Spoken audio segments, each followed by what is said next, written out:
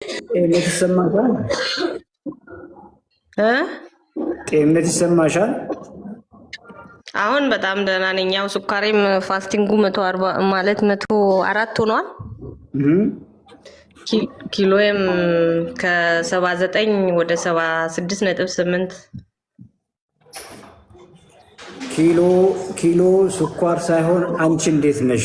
ግሎ እያረግሽ ነው? እያማረብሽ ነው? ጤንነት ይሰማሻል? እሷን ንገሪና ትወጫለሽ። አዎ ደህና ነኝ። እኔ ምንም አልልም። በጣም ደህና ነኝ። በርቺ እሺ። በተለይ እዛ የምትኖሪበት ሀገር ላይ አርባ ምንጭ ላይ አምባሳደር ነሽ እንግዲህ አንቺ። እሺ ሰዎች በተለይ ከውፍረት ጋር ሲቸገሩ፣ ከግፊት ጋር ከነዚህ ከስኳር ጋር ሲቸገሩ ስታይ ልምድሽን ለማካፈል ሞክሪ። ይሄ ፕሮግራም ብዙ ጊዜ ከክሊያንቶች ጋር ሳይሆን አዳዲሶች ያልገቡ ሰዎች ጋር የምናወራበት ነው። ምንም ጥያቄ ካለ እኔም አለው፣ ዶክተር ሌኒም አለች። በርቺ እሺ።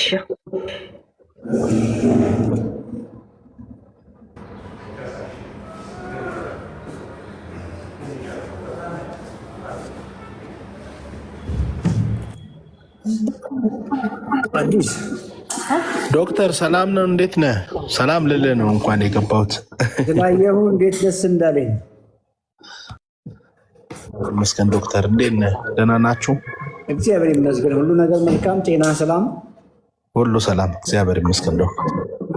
እና አንድ ቀን ብቅ በላ ቢሮአችንን መርቅ እንጂ እናንተ አስታውቃችሁ ከጠፋችሁ ነው እንጂ። ያው እኮ ጉዳዩ ቅብብሎች ስለሆነ ቀጥል፣ ወደፊት ሂድ ነው። የስ ወደፊት ሂድ ነው በቃ። ስለዚህ ታላቅ ስራ እየሰራችሁ ስለሆነ አንተም እና ቲምህ፣ ያ እኛ ደግሞ በቃ እንድትበረታ፣ ሰውም ብዙ ለውጥ እየመጣ ስለሆነ ብዙ አዌርነስ እየተሰጠ ስለሆነ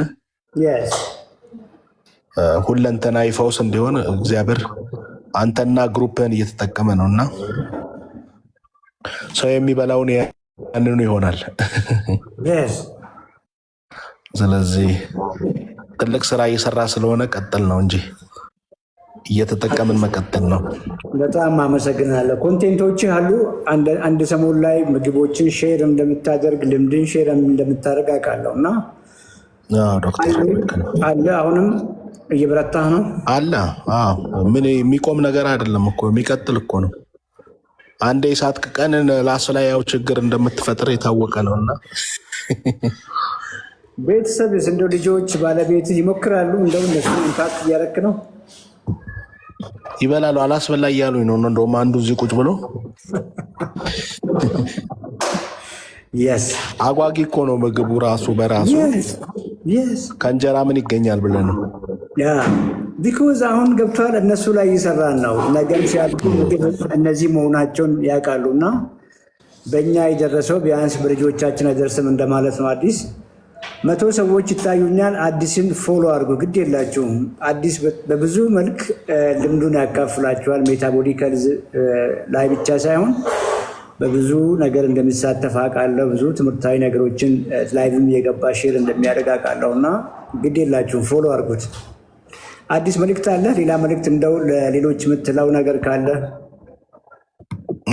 አዎ ምንድን ነው ያው ኢትዮጵያዊ እንደመሆናችን መጠን አንዳንድ ጊዜ ግራውንዳችን በተለይ ከምንበላቸው ምግቦች ጋር በጣም የተያያዙ ስለሆኑ እነሱ ነገሮች ያጓጓሉ እና እሱን ነገር ጓግተን አድርገን ከምንጎዳው ጉዳት ይልቅ አንዳንዴ ጨክነን የምንጠቀመው ጥቅም ስለሚበልጥ እዛ ላይ ሲሪየስሊ እንዲሆን በተለይ ካርብ ኢንቴክ ላይ ያላቸው አመለካከት ሰፊ እንዲሆን በጣም እንትን እላለሁ እና አንዳንድ ጊዜ ዝም ብሎ እንደ እንትን ትሪያል ኤንድ የሆኑ አንዳንድ ነገሮች እንሞክራለን።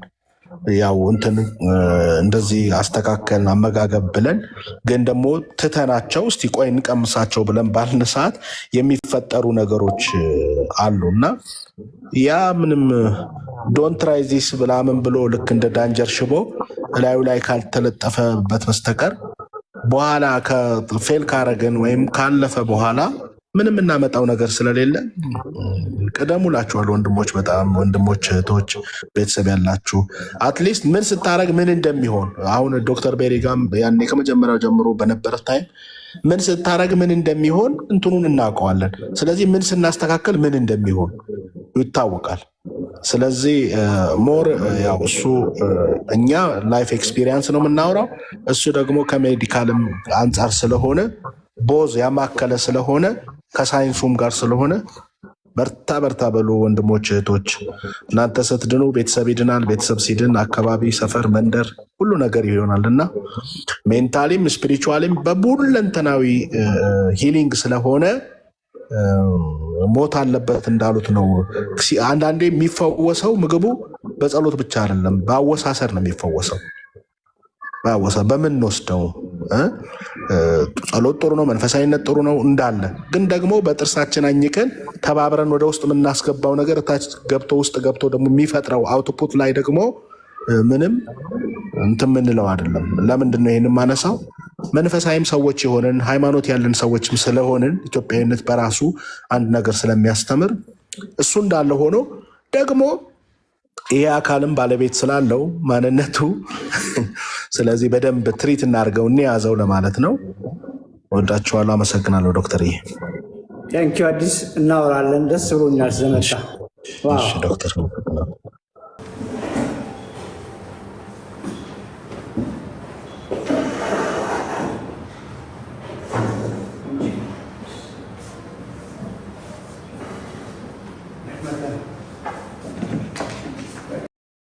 ከፋት ለመገላገል ከሜታቦሊክ ኢሹ ለመገላገል እንደው ማግዛችሁ ነገር ካለ ጥያቄ ለመመለስ ነው። ኤፍሬም ገነርስ ቅርብ ጊዜ ገብተሃል፣ አልገባው የምትለኝ ከሆነ ወይ ጥያቄ ካለ አስቀምጥልኝ ኮመንት ላይ ላግዝህ እሞክራለሁ።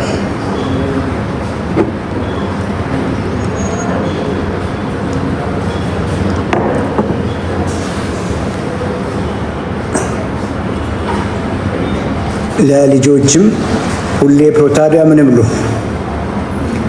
ለልጆች አቢጊያ ለልጆች ፕሮቲን ታዲያ ምን አለ? ሌላ ምግብ ምን አለ? ዘይት ይብሉ እንዴ? ኦኬ የቀረው ከፕሮቲን ውጭ እኮ ዘይትና ዱቄት ነውና አቅም ካለ ልጆቻችሁን በቂ ፕሮቲን ስጧቸው። ፕሮቲን ዜሮ ፒውር ፕሮቲን አይደለም ማውራው፣ ምግብ ነው የሚበሉት። የሚመገቡት ምግብ የተሻለ ምግብ ነው ብለን የምናስበው ከፍ ያለ የፕሮቲን መጠን ካለው ነው። ስለዚህ ልጆቻችሁን በቂ ፕሮቲን እንዲመገቡ አድርጉ። ልዩ የሆነ የተለየ ነገር አታርጉ። ለልጆቻችሁ ወተት ስጧቸው፣ እንቁላል ስጧቸው፣ ስጋ ስጧቸው፣ አይብ እርጎ ስጧቸው፣ ዳቦ ይብሉ፣ እንጀራ ይብሉ፣ ፕላስ አድርጉ እዛ ላይ። ትዕግስት ኃይሌ ልጅ ወደ አንድ ጎን ታዝነብላለች፣ ዶክተሮች ቴሪቲኮል ነው አሉኝ፣ እባክህ ምን ላድርግ? ከሌላ አይደለም በውስጥ ኮሚኒኬት አድርገኝ ትዕግስት።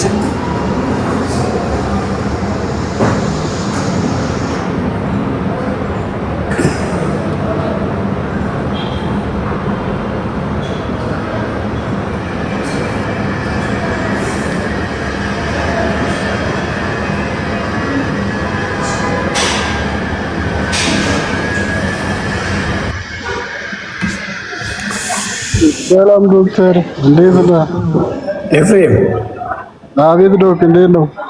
ደህና ነኝ። ከየት ተገኘ ዛሬ? ዛሬ ሰላም ልበል ብዬ ነው። እንዴት ነው? እግዚአብሔር ይመስገን። ኤፍሬም ዳያሊሲስ ላይ ነህ? አዎ፣ ሁሌ ያለው ዛሬ ተሳካልኝ። እንዴት ነው ጤንነቱ?